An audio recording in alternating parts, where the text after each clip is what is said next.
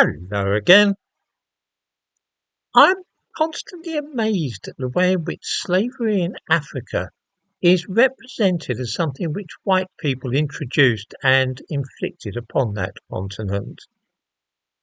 The truth is that slavery and the slave trade were taking place on an industrial scale before any white people visited sub-Saharan Africa. In 1351, a Berber scholar and explorer from Tangier set off across the Sahara from the Mediterranean coast of Morocco. Ibn Batoutah had already travelled extensively in Asia and the Middle East, and now he wished to see what lay south of his own homeland in the largely uncharted countries of West Africa. After crossing the Sahara in a camel caravan, Ibn Batoutah arrived at Tagaza. This is now in the north of the modern-day country of Mali. Slabs of rock salt were mined here at the time that Ibn Batoutah visited the town, and the heavy work was undertaken by slaves from the Masufa tribe.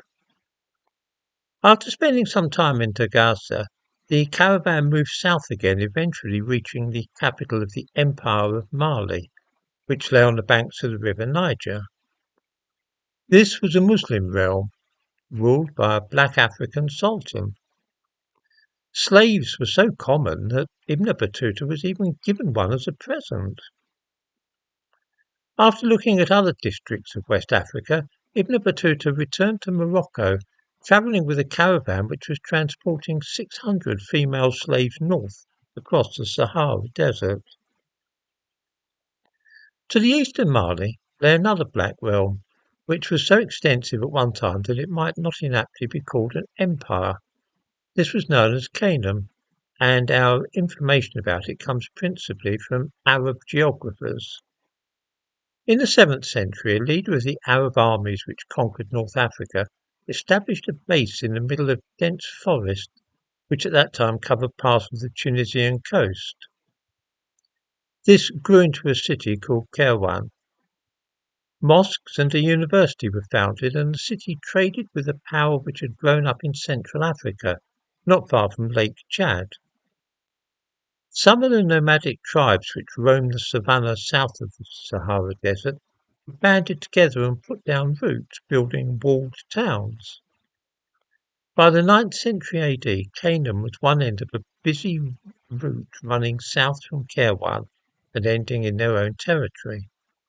Al-Yaqubi, a geographer writing at the time, said that I have been informed that the kings of the blacks sell their own people without justification or in consequence of war. Canaan's prosperity was based upon exporting goods north to the Arab world of North Africa.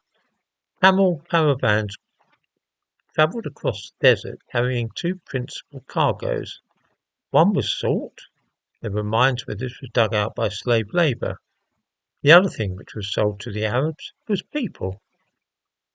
Those who ran Canaan used to make regular raids into areas where the Bantu tribesmen were less well organised, and then take them as prisoners to be sold to Arab merchants. In the early years of Canaan, about 1,000 slaves a year were sold in this way, but by the 15th century this had increased to 5,000 a year. Both the internal economy of Canaan and its external mercantile activities were based upon slavery.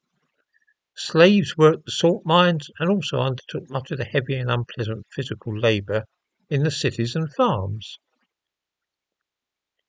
The centre of political power in Canaan shifted over the years, and by the middle of the 16th century the realm was governed from Bornu, which lay on the banks of Lake Chad. Slavery was now very big business, and it has been estimated that something in the region of 2 million slaves passed north over the centuries. All this great trade had nothing at all to do with Europe. It was centred around Tripoli, the capital of the modern state of Libya. Writing of the situation on the route taken by the slave caravans across the Sahara, Martin Meredith, an expert in the history of this culture, had the following to say. Wells along the way was surrounded by the skeletons of thousands of slaves, mostly young women and girls, making a last desperate effort to reach water before dying of exhaustion once there. By this time, after the 15th century, the realms of Canaan and then Bornu were Muslim, the people there having embraced Islam as a result of coming into so much contact with Arabs in the course of the slave trade. This meant, of course, that they were compelled to go further afield in their own lands in search of slaves to sell.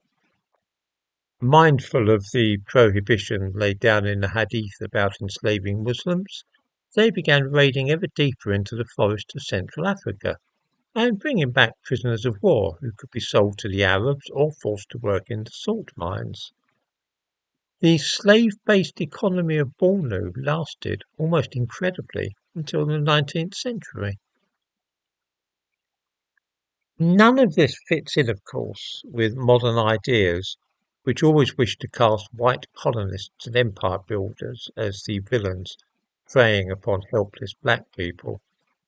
This was not at all the case.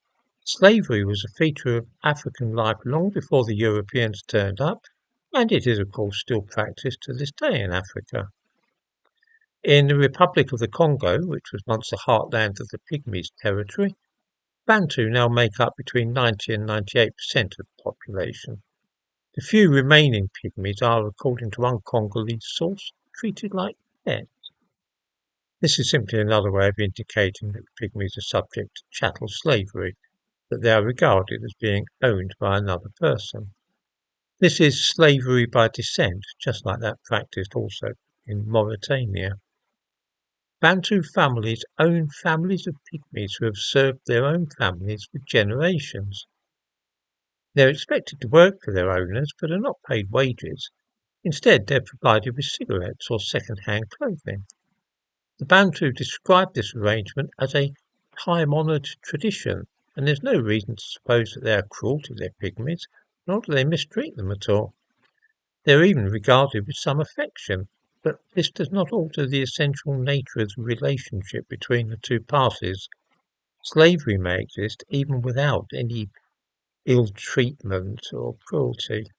Even if slaves are housed well and have enough to eat, they're still slaves. In the description to this video, I give some references which back up the things that I've been saying here. I think that any viewers who are interested and wish to track down those the books and papers at our site might find that I haven't exaggerated the case in any way at all. This is an aspect of history which seems to be almost taboo these days to discuss.